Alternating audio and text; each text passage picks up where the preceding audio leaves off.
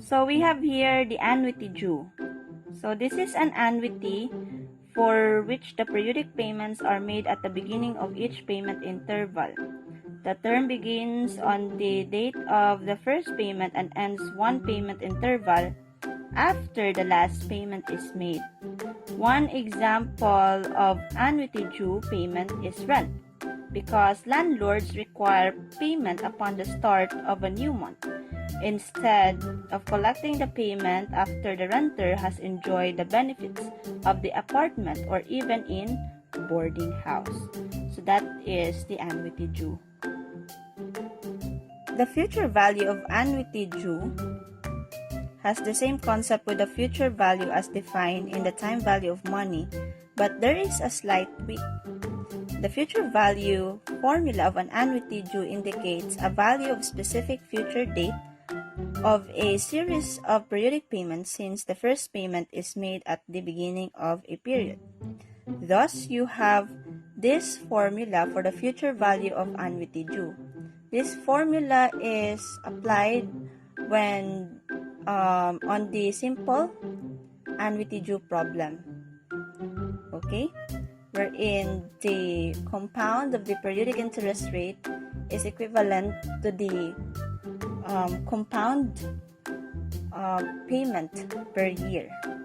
So this is the formula for the simple annuity due in finding the future value. So let's have here an example of the annuity due. So Alma deposited 6,000 pesos at the beginning of each month for 2 years at her savings account in a local bank. If the interest rate is 12% compounded monthly, you calculate for the value of her deposit after the 2-year period. So we have the word at the beginning. So when we say at the beginning, the payment or the deposit payment is at the beginning of each month or given a payment interval. So it is clear that we will use the formula for the annuity due.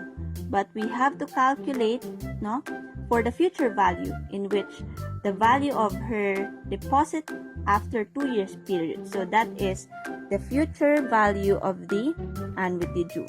So we have here that the future value of annuity due is unknown.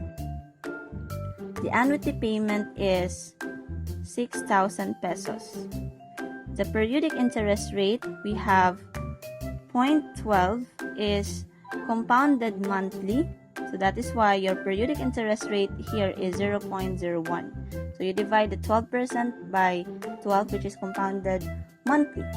And the value of your N here is we have 12. This is the number of compound months per year times 2 years. This is the 12 here is the number of payments per year, and since you have to calculate for the 2-year period, then the value of number of payments over the years, or the N here, is 24. Okay. So given these values and the formula, you simply substitute the values given the formula.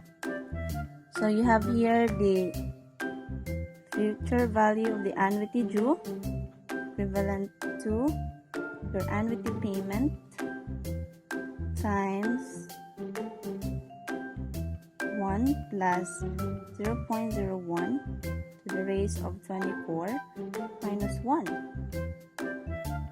And you have 0.01. But since you have to pay at the beginning of each month,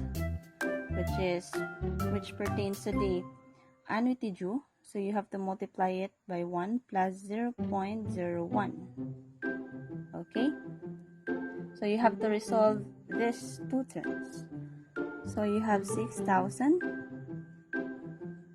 1.01 to the raise of 24 minus 1 over 0.01 times 1.01. Sorry for this bracket.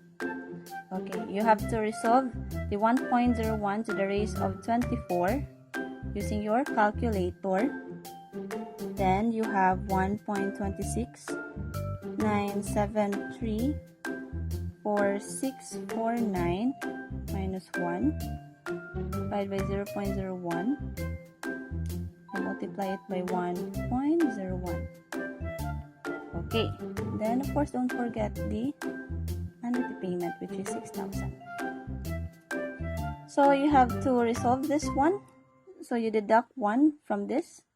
You have 0.26 9734649 divided by 0.01. You multiply it by 1.01. Of course, with the annuity payment of 6,000. So you divide the values. You will get 26.97 46485 times 1.01, and of course 6,000. So you multiply the 3 using your calculator, then you will get the future value of your annuity due, which is 163,459 pesos and 20 centavos. That is your future value of your annuity due. Okay, so therefore, given the problem, the future value of Alma's deposit should be 163,459 pesos and 20 centavos.